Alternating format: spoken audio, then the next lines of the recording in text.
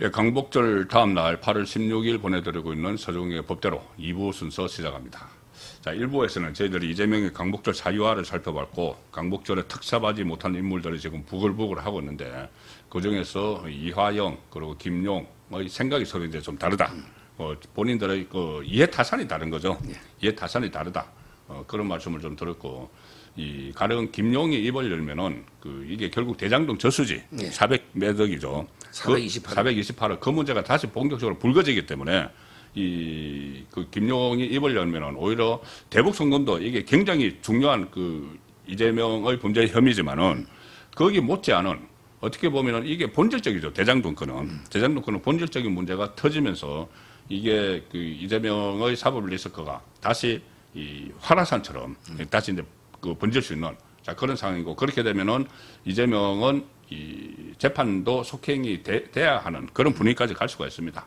이재명이 지지율이 많이 떨어지고, 그런 부분들을 1부에서 살펴봤습니다. 2부에서는 어쨌든 이렇게 해서 이재명이 초단기에 보면은 본인이 통제를 못하는 것 같아요. 정권 자체를, 좌파 정권 자체를 통제를 못하는 것 같은데, 무엇보다 이제 정청래가 김어준을 등에 업고 이 대표 경선에서 이재명이 지원을 한 박찬대를 살짝 꺾었죠. 네. 거기다가 그 하나의 지금 세력이 구축이 되고 있어요. 그게 세력이 구축이 되고 있는데, 조국이 또 새로 등판을 해서 SNS 활동을 막 시작을 했습니다. 조국은 뒤에 또 문재인이 있다고 봐야 되는 거죠. 네. 문재인 조국 세력, 김어준 정청래 세력, 그 다음에 이재명의 친명, 이렇게 이제 세 갈래가 벌써 세 갈래로 쪼개지는 그런 상황이 됐다고 보는데, 이게 이렇게 되면은 이재명의 힘이 아무래도 약해지겠죠, 초반부터.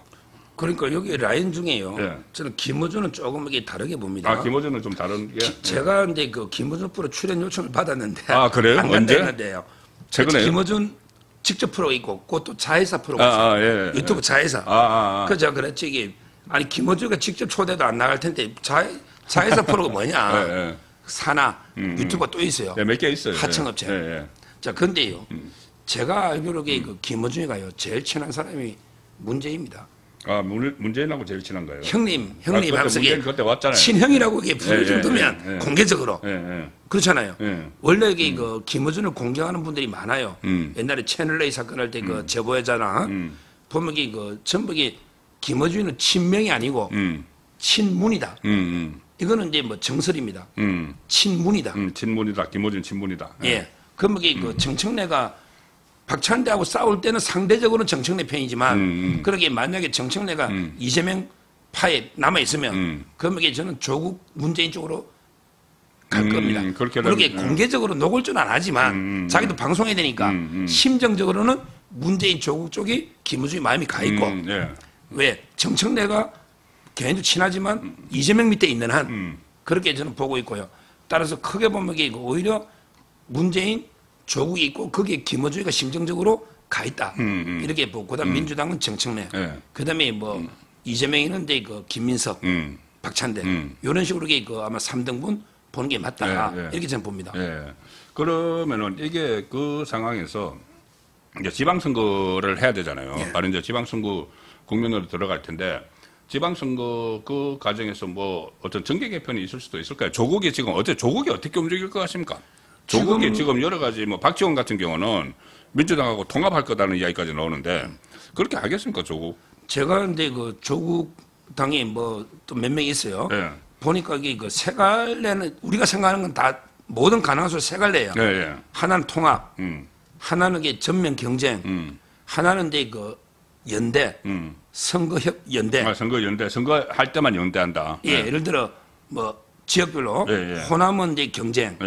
부산은 단일 공천, 그다음에 나머지 지역은 민주당한테 양보, 이런 식으로 지역별로 선거 전략 연대를 하는 거. 그렇게 할 수가 있죠. 그거 하나. 그다음에 전면 경쟁, 그다음에 통합, 이렇게 보는데, 지금 조국 당에서 비중은 연대, 통합은 반대한대. 통합하면 근데 없어져 버리잖아, 당이. 그거는 반대하고, 그다음에 전면 경쟁하면 이게 또 게임이 안 되잖아요. 그러니까 이제 서로 호남에서는 전면 경쟁하자.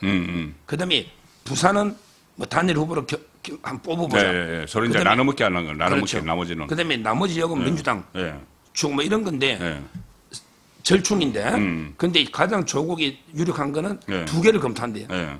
하나는 그 부산의 북구 전재수 지역구. 하고 하나는 개항을 구체적으로 이제 이야기가 자기는 이제 복을 나간대. 아니, 지방자치단체장 안 한대. 나가면 정치 중립을 지켜야 되잖아. 그렇지. 부산시장이나 서울시장은 정치 중립하면 조국 땅이 없어져. 그러니까 자치단체장 복이 있고 복을 놓아서 뺏지다는데 1순위는 개항을이래. 이재명 거. 그럼 나 다음에 이재명에서 대통령이 된다. 그게 1순위. 그다음에 2순위는 고향. 부산의 전재수를 부산시장 밀어주고 그다음에 나는 전체 지역권을 도움받고 연대를 하는 거야. 굉장히 구체적으로 나오네요. 지금 이게 두 가지 가지고 구체적으로 이야기하고 있어요. 조국당이. 이렇게 저는 보궐선거 둘 중에 하나 나간다 봅니다. 그렇죠. 저도 이제 그 생각을 했는데 뭐 일부 언론에서 지방선거 나간다고 하는데 만약에 되더라도 되기도 어렵다고 봐요. 저는 뭐 서울시장이든 뭐 부산시장이든 되기는 어렵다고 보는데 나가서 되더라도 이게 지금 단체들을 보면 굉장히 제약이 돼 있잖아요. 활동을 할 수도 없고. 정치를 못해요. 정치를 못하죠. 그러면은 지금 조국당 대표를 다시 맡겠다고 하는데 대표 자리 또 내려놔야 돼요. 그러면은 어쨌든 뭐 조국 중앙 정가에서 중앙 정치권에서 활동을 못하기 때문에 그 가능성 저도 없다고 봤거든요. 없다고 보고 국회로 진출을 하려고 하는데 그러면은 결국 갈래는 두 가지. 하나는 이재명이 나와서 남아있는 개항을, 그건 이제 이재명이 허락을 해줘야 되겠네, 사실상. 그렇죠. 사실상 뭐 서로 연대를 하는, 그리고 다른 것을 뭐 바트를 하는 그런 식이 될 거고, 하나는 전재수를 부산으로 보내면서 전재수 지역구. 그게 가장 유력하네. 그걸 둘 중에 하나를 선택할 가능성이 높을 것 같습니다. 지금 이제 그걸 갔을 때 이제 가장 문제가요. 자기들 검토할 거 아니에요.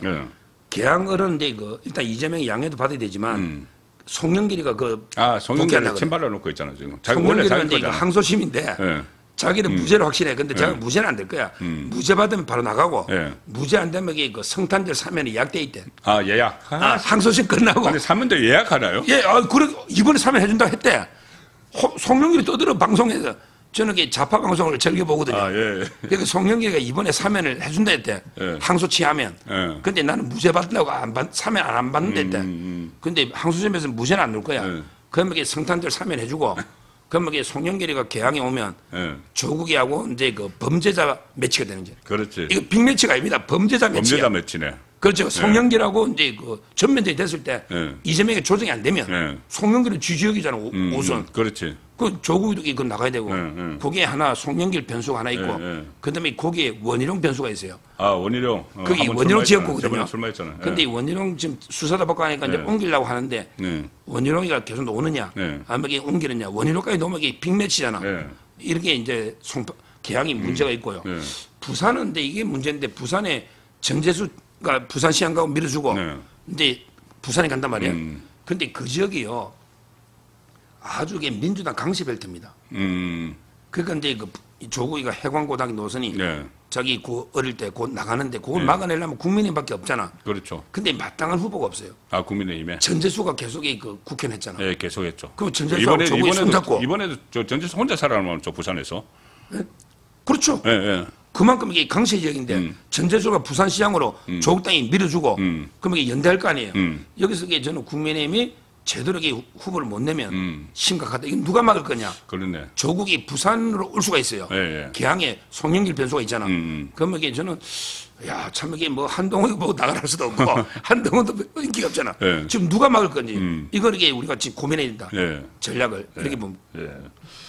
조금 전에 말씀하신 거 사면 예약 이게 지금 확 꽂히는데 아니 사면권이 있는데 그러면은 이 사면권을 이제 행사를 하고 한꺼번에 다 해줄 수가 없고 뭐 어떤 또 가령 예를 들어서 이 대법원 확정 판결이 안 나와서 못 해주는데 확정 판결만 나오면 너 사면 해주겠다 이렇게 사면 예약을 한 사람들이 좀 있겠네요. 가령 예를 들어서 3명, 송영길, 그다음에 이화영, 그다음 김용이잖아. 그렇지. 사면 지금 예약을 해놨는데 근데 과연 그게 될까?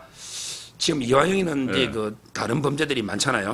그래서 성탄절 했을 때 조국이 5% 깨묻잖아. 그렇지. 지지율에서 그렇게 분석이 나오죠. 이화영이 한 10% 깨물 것 같은데. 공범자니까. 재판 중단이 그렇죠. 있고. 그다음에 김용희는 특히 입을 불 가능성이 제 일부에서 했잖아. 이화영보다 100배 높다고. 예, 그렇게 말죠. 이화영은 예. 입을 여는 게 자폭이잖아. 예. 자살 폭탄이야. 근데 김용은 더 잃을 게 없어. 처벌 다 받았잖아.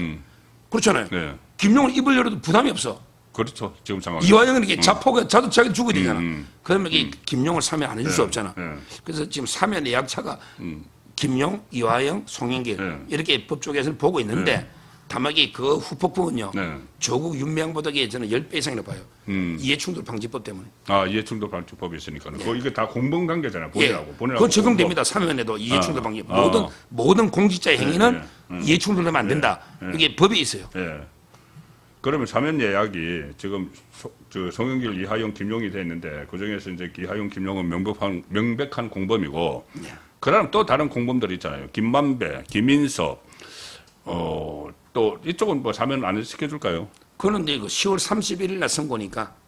그 김만배가? 예. 예. 전부 이게 10월 30일 날 선고입니다. 예, 예. 그것도 1심이야. 예, 예. 그럼 뭐 아, 김만배면 대법 확정 판결된 게 없죠? 무죄죠, 무죄. 아, 무죄가 그때 나온 최윤기라고 한 거는 아, 무죄고. 그렇죠. 예. 그다음에 대장동 본재판이 본재판은 아직 1심이야. 그렇죠. 그러니까 이거는 이제 뭐 예약은 예약인데 예, 예. 시간이 연차별, 순차별로 너는 뭐 내년, 후내년으로 가죠. 예, 예. 예약 번호가 있네. 예약 이거 번호. 후내년으로 갑니다. 예, 그거는 김인석은? 김인섭은 안 해줄 것 같아요. 안 해주나? 김인섭에게 해주려면 벌써 해줘야 되잖아요. 예. 김인섭하고는 이게 김인석은 이제 그 백현동 지금 예. 징역 5년 받은. 예, 상당히 그 좀 틀어진 거고 예. 지금 현재 그 어차피 선거법 재판이고 이런 거잖아요. 예. 지금 김인섭하고는 이게 협조 관계가 안 되고 자기가 재판 이재명이 하고 있잖아요. 예. 백현동 재판 하고 있고 아마 입을 열어도 이게 정진상까지 가니까 김인섭이는 예. 뭐 크게 고려 안 하는 것 같아요. 예.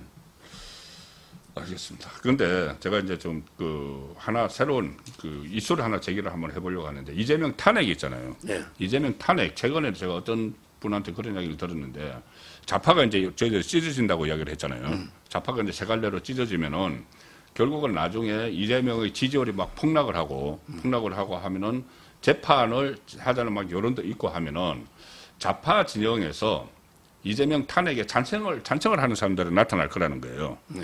우파가 지금까지 두 번 탄핵이 됐는데 두 번 다 사실상 그 좌파가 3분의 1을 갖지 못했잖아요.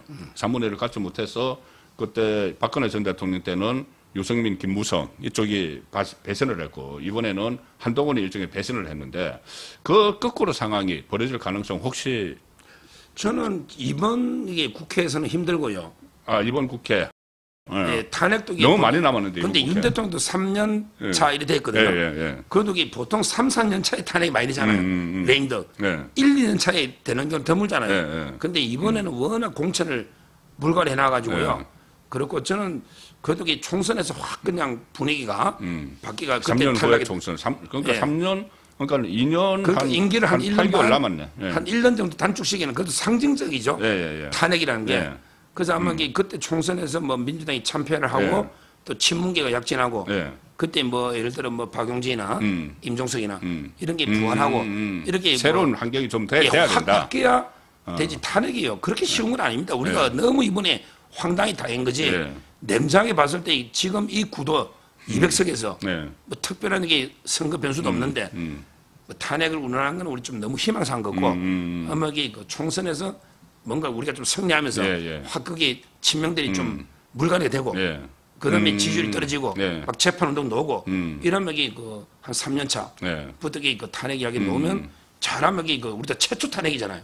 그렇죠. 뭐 1년이라도 하면 어때요? 1년이라도. 예. 그러니까 이게 그때는 뭐 변수가 있다고 저는 보는데 당분간 뭐 이게 뭐 내년 후내년 그런 게 쉽지 큰 않다. 정치적 변곡점이 없으면은 네, 저는 그 탄핵은 아마 지금 워낙 그래도 그 좌파가 의석이 많이 있고 또 좌파들이 일부 이탈을 한다고 해도 어차피 뭐 3분의 2가 되기는 아 어려우니까. 근데 또 변수는 있죠. 예. 아까처럼 이게 김용이나 이화영이가 예.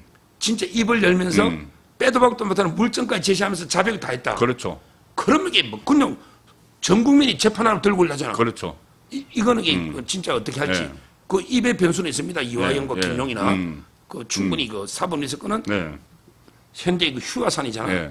지금 자기 중간시기 났잖아요. 예. 그 변수는 있다. 그러니까 제가 계속 이렇게 좀 지금 그 서 변호사님도 말씀하셨다시피 저 현실적으로 좀 탄핵은 아니다. 아직까지는 그러니까 물리적으로 이제 안 된다는 이야기죠. 정서적으로는 그거 충분히 해야 되는데 그런데 제가 계속 말씀드리는 이유는 요즘에 이 이재명 정권 들어서서 이제 2달 반 조금 지났는데 하고 있는 것들을 보면은 그 전에 우려했던 거 다 현실화돼요. 어떻게 보면 국가 정체성을 흔드는 문제 아니면은 이 포퓰리즘 또 이 대기업에 부담을 줘서 나중에 결국 국민들을 어렵게 만드는 우리 경제를 막 망치는 그 양곡법 무슨 뭐 노란봉투법 지금 다 하지 않습니까? 그래서 이게 계속하면 할수록 더 그 악독한 그런 법안들이 막 통과를 시킬 것이기 때문에 그래서 국가 정체성을 완전히 바꿔놓으려고 하기 때문에 그러니까 주류 세력 교체를 노리는 거예요.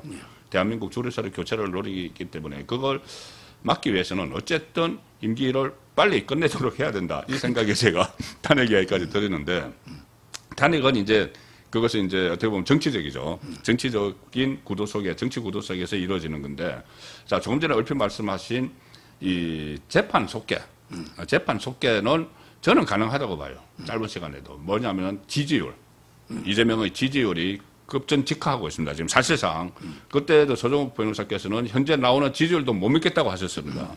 못 믿겠다고 하셨는데 그 못 믿겠다고 하는 뉴스토마토나 리얼미터 지지율도 지금 다 50%대로 떨어졌어요. 자 지지율 지금 현재 지지율 실제 지지율 어느 정도라고 보십니까? 저번에 40%대 말씀을 하셨는데 지금 이제 갤럽에 보니까요. 네. 1000명이 여론조사했는데 네. 보수라고 이제 그 국민의힘 지지층이 200명이더라고요. 아 그러니까요. 예, 예. 예, 예. 원래는 이게 원래는 그 1000명이면 330명이 들어가야 예, 되죠. 예. 3.3 그 출구조사 때 그랬죠. 예, 예. 그때 출구조사할 때는 많이 그랬잖아요. 예, 예. 그러니까 지금 이제 그 우리 우파가 아주 과소 표집이 되고 예, 있잖아요. 예, 예. 좌파가 과대 표집이 되고 예. 그러니까 이제 그 전화를 안 받고요. 예, 예. 이거는 이제 우리가 안 받는 거고. 근데 문제는 또 우리 주위에 막 제가 여러 들어보면 아니 전화 여론조사 기관들이 네. 그냥 뭐 오히려 60대 뭐 국민의힘 지지층 보수다. 이러면 그냥 해당 대상이 아니고 끊어버린다는 거예요. 여론조사 기관들이 뭐 이렇게 조작을 한다. 네, 뭐 명태균만 하겠습니까? 뭐 명태균이라고 그런 특별하게 하겠습니까? 이야기들은 많이 있어요. 여러 가지 뭐 기법상. 예. 그래서 이게 그 아무리 봐도 전 국민이 투표 80% 해가지고 지지율이 49잖아. 예. 그렇죠? 예. 전 국민이 80% 투표해서. 예. 그런데 그 이후에 이재명 안 찍은 사람 중에 이재명 지지한 사람 저는 한 명도 못 봤거든요. 네. 본 사람이 있습니다. 예, 예. 그렇게 그때보다 조금씩 내려가면 내려가지. 예. 당선부터 레임덕이잖아요. 예. 벌써 그때부터 좀 비판성이 많아요. 예. 뭐 민노총도 따로오지 집회했잖아요. 노란봉투 빨리 안 한다고. 예. 그래서 저는 아무리 봐도 그 49 얻은 것보다 올라간 건 조작이다. 예. 이렇게 저는 보고 있습니다. 그러니까 어쨌든 지금 이제 민심, 진짜 바닥 민심, 우리가 체감하는 민심하고 여론조사가 지금 굉장히 다른 거는 맞아요. 다른 거는 맞는데, 그런데 그 다른 기준으로 가지고 어떤 샘플을 뭐 조정을 한다거나 이렇게 해서 여론조사 결과를 내놓는 그 여론조사 업체가 내놓는 결과마저도 지금 이게 떨어지고 있다는 게 중요한 추세가 거예요. 중요하죠. 추세가 중요하죠. 추세는 이게 예. 떨어지고 있고 예. 대부분 52까지 예. KSOI나 그러니까 이런 52 게 까지 좌파들요. 예. 또 이게 토마토 예, 예, 예. 이런 게 많이 떨어지고 예. 그래도 저는 이게 뭐라 했냐면 야 그래도 갤럽하고 MBS 있잖아. 4대 여론조사 예, 예. MBS. 예, 그 4개 여론조사 기관을 같이 하는 전국 지표조사예요. 예, 그 사람들에게 그 매주 하잖아. 예. 근데 그 사람 보니까 정부 여론조사 수주가 엄청나게 많더라고. 그래서 아마 이게 진짜 여론조사 50% 조금 떨어지는데 예. 아마 이게 갤럽과 MBS가 다시 60으로 올려놓을 거다. 예. 이렇게 제가 경고 예측했거든. 예, 예, 예. 근데 60은 못 한다고 59를 만들어놨더라고. 그러니까 아무리 야, 59를 만들어놔서 60은 못하고. 그러니까 여론조사 회사가 완전 엉터리는 할 수가 없죠. 좀 이렇게 좀 마사지, 소위 말하는 그러니까요. 마사지나 해도. 그러니까요. 마사지 해도 이게 60은 못 올린다는 이야기죠. 그러니까 갤럽이 59까지 떨어진 예. 거 보면 추세는 떨어진 게 맞고요. 예. 아마 또 모르죠. 이게 MBS나 갤럽이 예. 또 이재명 신기 하니까 또 이게 광복절에 뭐 피세혁명을 했다 이러면서 또 60으로 살짝 올릴지 모르겠는데 그거는 쉽지 않을 겁니다. 그렇게 하면은 정말 이번에 완전히 반쪽짜리 그 그럼요. 8.15 그 행사를 했는데 그걸 잘했다고 뭐 그 여론조사를 거기에 대해서 뭐 지지율이 올랐다 이렇게 하면은 정말 국민들 그 가만 안 있을 것 같습니다. 제가 볼 때는. 그러니까. 이번 8.15 그 소위 말하는 뭐 국민 임명식인지 뭔지 그거는 누가 봐도 엉터리 같은 그리고 국민을 완전히 현혹을 하는 그런 상황이 있었기 때문에 그거 외에 뭐 다른 것 뭐 주식 문제도 그렇고 지금 이재명의 지지율은 계속 떨어질 수밖에 없는 상황이라서 이재명 지지율이 곧 계속 하락을 하면은 지금 말씀하신 대로 탄핵으로는 끌어내리기 현재 상황은 어렵지만은 재판만 속행이 되면은 어제 그 판사 출신 이 장동혁 후보가 네, 저가 이제 여기 와서 오셔서 그 인터뷰를 했는데 그 이야기를 했어요. 그 중에서도 특히 이 선거법 사건, 선거법 사건은 한 번만 재판을 하면 된다. 속형을 하게 되면은 그러면 이제 그때 1심에서 징역 1년에 집행유예 2년을 받았기 때문에 벌금 100만 원 이하는 나올 수가 없고 그건 바로 이제 다시 재선거를 가야 되는 그런 상황도 예상을 할 수가 있습니다. 그럼 지금 이제 대법원이요. 네. 이번에 그 정청래가 사법개혁 특위를 만들었어요. 네. 그래서 대법관을 30명 늘린대. 이런 게 실제로 늘린다고 하더라고요. 법원에서 엄청나게 싫어하는 겁니다. 그렇죠. 이걸 상상을 초월해요. 법원에서는 대법관들이 볼 때는 대법관 2배 늘리는 건 베네수엘라는 하는 일이잖아요. 말이 안 되거든요. 그렇죠. 그러니까 일반 판사들 여론도 그래. 그럼 이게 부글부글 끓다고. 그럼 제 생각에 그걸 기점으로 재판 재개할 수도 있는 거예요. 지금 뭐 재개 날만 잡으면 돼요. 아무리 그냥 검찰 보고 이게 이의 신청해도 되고요. 그렇죠. 그러면 판사가 받아주면 되거든요. 따라서 저는 사법개혁, 여기 그 상당히 D-Day 재판 재개, 여기 될 수도 있고요. 그 다음에 그 제가 그때 2천만 명 서명운동 할 때요. 이거 제가 김문수 후보, 장동혁 후보 이야기해서 김문수 후보는 이제 그 벌써 제 제안을 받아서 1,000만 명 서명운동 하겠다 했습니다. 그렇게 했잖아요. 공약을 냈습니다. 1,000만 명 서명운동 하겠다. 그럼 이게 저희는 계속 같이 힘을 합쳐서 좀 더 늘리면 되잖아요. 충분히 국민의 50% 이상이 반대했잖아요. 63%가. 그럼 이게 저는 2천만 명 이상도 모을 수 있다.